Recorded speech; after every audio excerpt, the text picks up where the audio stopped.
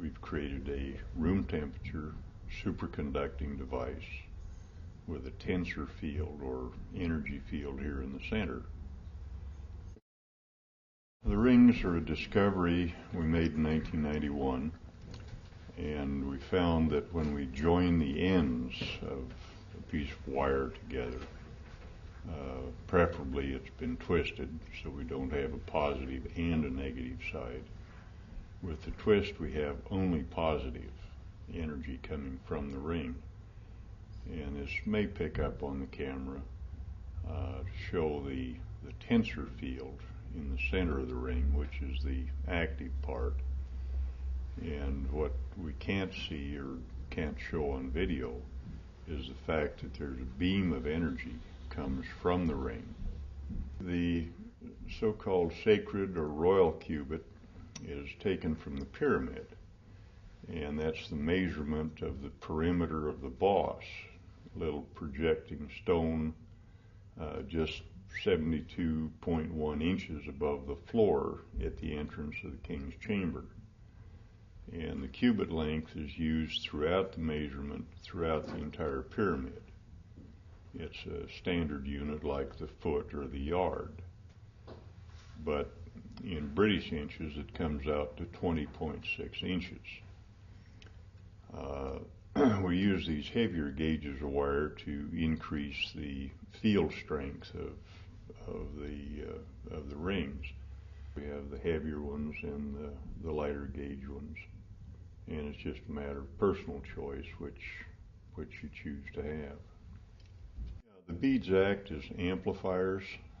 Nikola Tesla used spherical capacitors to power some of his devices, so we just copied his idea and used the hollow beads as an amplifier.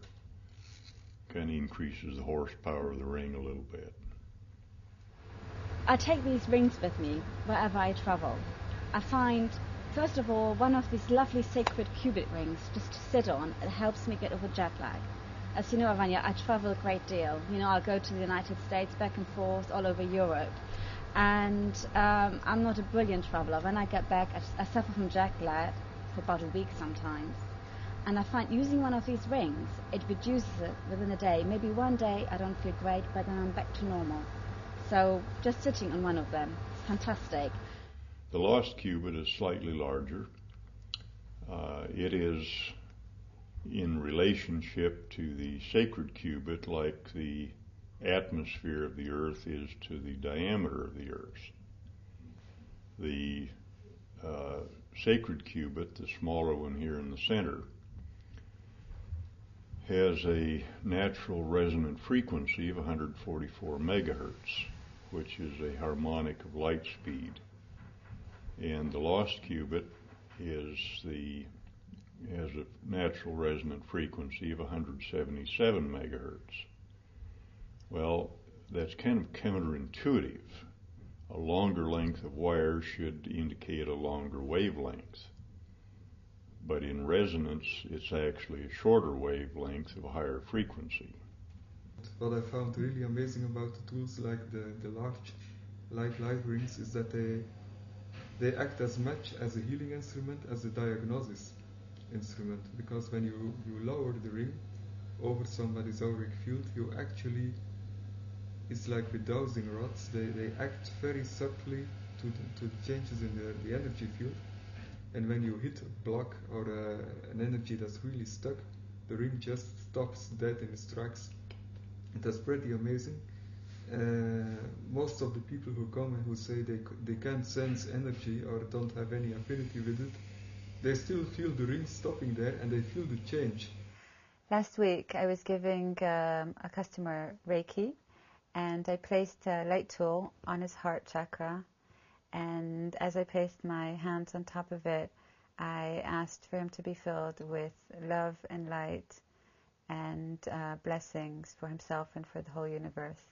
And just as I did that, he burst into tears and has not stopped smiling since. And this has been found to create profound healing. It has effects in the environment. We can break up storm clouds and dangerous weather patterns with it, just by scanning back and forth and up and down on a cloud formation. You know, as you travel great distances, you will come into turbulence now and then. And just to quiet things down, I hold one of these up, and after a few minutes, the plane goes quiet. You know, it's just like magic. It's fantastic.